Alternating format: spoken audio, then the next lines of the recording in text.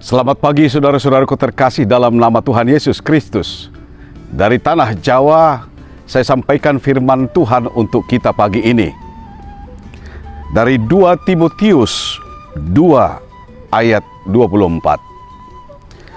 Sedangkan seorang hamba Tuhan tidak boleh bertengkar, tetapi harus ramah terhadap semua orang. Ia harus cakap, mengajar, sabar. Saudara-saudara, nats kita pagi ini hendak mengajak kita mendalami siapa itu pemimpin di tengah-tengah gereja dan juga yang sekaligus seorang pengajar. Saudara-saudaraku, orang yang paling berbahaya adalah orang yang mabuk kekuasaan. Karena mereka, saudara-saudara, menjadi orang-orang yang cepat curiga dan memiliki kecenderungan untuk menang sendiri. Itulah sebabnya saudara-saudara, dalam kitab Hakim-Hakim dicatat bahwa seorang bernama Abimelek tega untuk membunuh 70 orang saudaranya sendiri karena dianggap mengancam kekuasaan dan juga keberadaannya. Abimelek, saudara-saudara, menjadi sosok yang luar biasa dinginnya. Ia sungguh-sungguh berdarah dingin semua orang yang dianggap mengancam, menghalangi, merintangi kekuasaannya, disingkirkan dari hadapannya. Ketika itu, saudara-saudara, dicatat oleh kitab Hakim-Hakim bahwa ada seorang yang bernama Yotam lolos daripada kebuasan Abimelek. Yotam ini adalah anak daripada Gideon. Ia berhasil melarikan diri ke Gunung Gerizim. Dan tak lama kemudian, saudara-saudara, bersama orang-orang yang mengikutinya, ia berpidato dengan sebuah kiasan yang dia beri judul, "Jika Semak Duri menjadi Raja." Saudara-saudara, alangkah mengerikannya jika Semak Duri menjadi raja. Karena sejak penciptaan, Semak Duri adalah jelas-jelas merupakan musuh daripada kemanusiaan. Bahkan Semak Duri itu adalah wujud daripada kutuk Allah. Semak Duri itu begitu rakus, tidak mudah untuk dijinakkan. Sekali dibiarkan bertumbuh, maka dengan cepat ia akan merayap dan merambat, mematikan seluruh tanaman-tanaman yang ada di sekitarnya.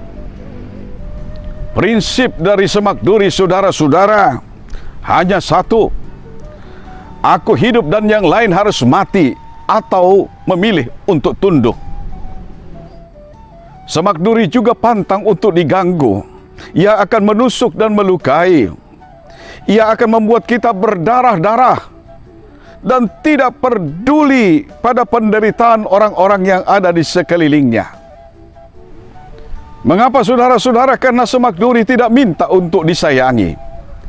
Ia tidak peduli jika orang lain membencinya.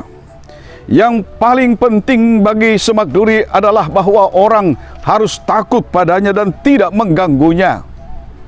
Sehingga ia bebas untuk merajalela dan menjarah apa yang bisa dijarahnya. Karena itu, saudara-saudara, Semak Duri tidak akan pernah bisa menjadi hamba sebagaimana diamanatkan oleh nats kita pagi ini. Karena untuk menjadi hamba, saudara, dibutuhkan kesadaran bahwa orang lain itu, sesamanya itu adalah juga milik Allah, ciptaan Allah. Setiap pemimpin Kristen adalah sekaligus hamba dan juga representasi daripada manusia Kristus. Baik dalam pikiran, perkataan, apalagi dalam perbuatannya, dalam keputusan-keputusannya ketika ia memimpin. Hal inilah, saudara-saudara, yang diamanatkan oleh Rasul Paulus kepada Timotius yang masih muda ini. Ketika diberi tugas kepemimpinan untuk memimpin jemaat, memanage, mengelola jemaat itu supaya menghadirkan wajah Kristus di dalam setiap denyut nadi daripada keberadaan jemaat dan seluruh anggota-anggotanya.